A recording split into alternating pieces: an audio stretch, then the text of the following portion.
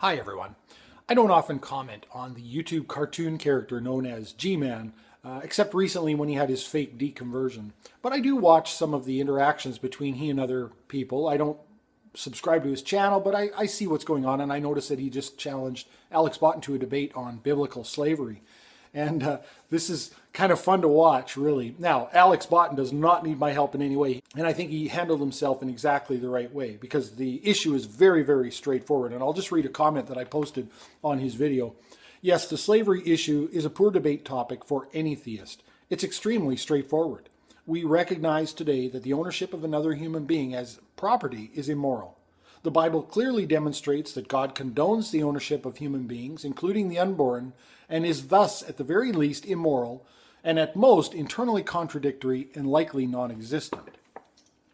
And this really, I think, for me, demonstrates the superiority of secular morality over the subjective morality of Scripture, subject to the will and whim of God. And I think any attempt to enter into a debate is an attempt to filibuster and muddy the water and provide a bunch of smoke screens where we start talking about a bunch of tangential issues. What if you poke out their eye and if you beat your slave, if he gets up after 3 days or 2 days or whatever it is. This is all tangential. What we're talking about here is the ownership of human beings as property that can be passed to your children as an inheritance.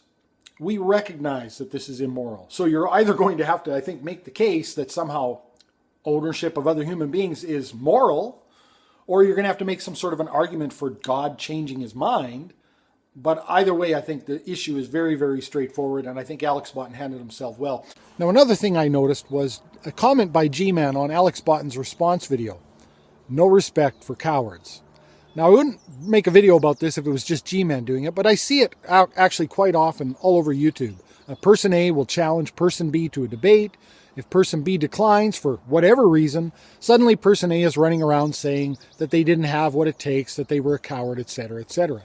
Listen, you're free to challenge anyone you like to a debate, but they also have the right to decline for whatever reason. Maybe they just don't feel like it, or maybe they don't think you're up to the task, or whatever.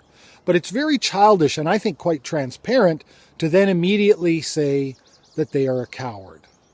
It's just transparent. And I think there are only a few reasons why someone would do this. I think first and foremost is to just malign the other person, to make them look bad.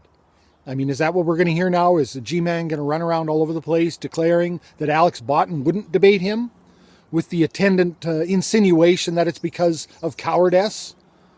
Alex was pretty clear as to why he would not debate on that issue. The other reason I could see for declaring someone's a coward is to actually try to pester them or goad them into actually following through with the debate. And I don't think that makes you look very good either. I mean, is that what you really want? I wouldn't want to debate someone who only was debating me because I challenged their integrity or their manhood. That's not a worthy debate opponent, is it? You kind of make yourself look a little bit weak if you're willing to go through with the debate with someone who only succumbed to that kind of potential social pressure. So that's not real cool.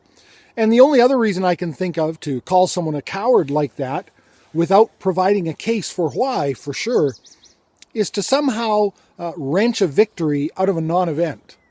And I think that's, generally speaking, what people are after when they do this.